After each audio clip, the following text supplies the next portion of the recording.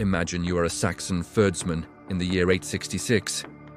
You've spent your morning praying for a quick end to the battle. Across the field, the great heathen army is a wall of interlocking shields. But then, the wall parts. Out steps a man who doesn't look like a soldier. He wears no mail, no helmet. Over his bare chest is the skin of a massive brown bear. He isn't shouting commands. He is foaming at the mouth. He begins to howl, a sound more lupine than human, and starts gnawing on the iron rim of his shield until his gums bleed. When he charges, he doesn't flinch at the arrows. He catches a spear mid-air and hurls it back. He fights with a strength that defies the limits of human biology. This is the Berserker. For centuries, we've relegated these warriors to the realm of fantasy, monsters from God of War or Skyrim. But today, we are digging into the truth. Were they elite commandos, drug-fueled cultists, or simply victims of a collective psychosis? Today, we decode the fury. This is the ultimate investigation into the Berserkers. To understand the man, we must first understand the word. The Old Norse term berserker has long been a subject of linguistic debate. For a long time, scholars believed it meant bare shirt, fighting without armor. However, modern etymology leans toward bear shirt, those who wore the skins of the bear. Our primary windows into their world are the sagas, Icelandic prose written centuries after the Viking Age ended. Snorri Sturluson, the legendary chronicler, described them in the Ynglinga saga as the personal guards of Odin himself. His men went without mail coats and were as frantic as dogs or wolves. They bit their shields and were as strong as bears or bulls. They slew men, but neither fire nor iron could hurt them. This is called Berserker gang. But we have to be careful. The sagas are a mix of history and myth. To find the real Berserker, we have to look at the Vatnsdæla saga and the Haraldskvæði. This is a contemporary poem celebrating King Harald Fairhair's victory at the Battle of Hafrsfjord. Here, they aren't myths, they are the king's shock troops. They were the tip of the spear, the men you sent in when a shield wall simply wouldn't break. To the Viking mind, a berserker wasn't just a crazy guy. This was a deeply spiritual, almost shamanistic transformation. This brings us to the concept of hamramr, the ability to change one's shape or spirit. The Vikings believed every person had a fylgja, a spirit animal. For most, it was a sheep or a bird.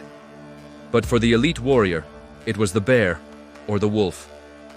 When the Berserker gang, the fury took over, the Norsemen believed the human soul stepped aside. They believed the animal spirit took the wheel. This wasn't just getting angry, it was a religious ritual. Odin, the All-Father, was also the god of ecstasy, poetry, and madness. In fact, the name Odin comes from the word odr, meaning mad, frantic, or furious. To be a berserker was to be possessed by the god. This gave them a terrifying psychological edge. If you believe your enemy is literally a 300-pound bear in a human skin, you don't fight, you run. If you believe he cannot feel pain because a god is protecting him, your morale shatters. Now we get to the most controversial question. How did they do it? For decades, the mushroom theory has dominated the conversation. In 1784, a Swedish priest named Samuel Ödman proposed that Vikings ate the Amanita muscaria. He suggested the fly agaric mushroom was used to induce their rage. It makes for a great story, but modern science has some notes. While Amanita muscaria contains muscimol, a psychoactive compound, it usually causes sweating and tremors. Crucially, it leads to a state of lethargy and deep sleep. Not exactly the best cocktail for a 15-minute high-intensity sword fight. So if it wasn't mushrooms, what was it? Enter the henbane theory. In 1977, archaeologists in Denmark found a leather pouch in a Viking woman's grave. It contained thousands of seeds of Hyoscyamus niger, henbane. Unlike mushrooms, henbane is a powerful deliriant. It causes extreme agitation and a sense of increased physical strength. Most importantly, it blocks the sensation of pain and interferes with the body's temperature regulation. This explains why berserkers fought bare shirt in the freezing cold. Their bodies were literally overheating from the drug. It also causes a massive crash and memory loss afterward. This perfectly matches the saga descriptions of warriors being weak as babies for days after a battle. But what if the drug wasn't something they ate, but something they did? Modern military psychology recognizes a state called hyperarousal, or the combat trance. Through rhythmic chanting, group howling, and the physical act of biting their shields, they induced an adrenaline dump.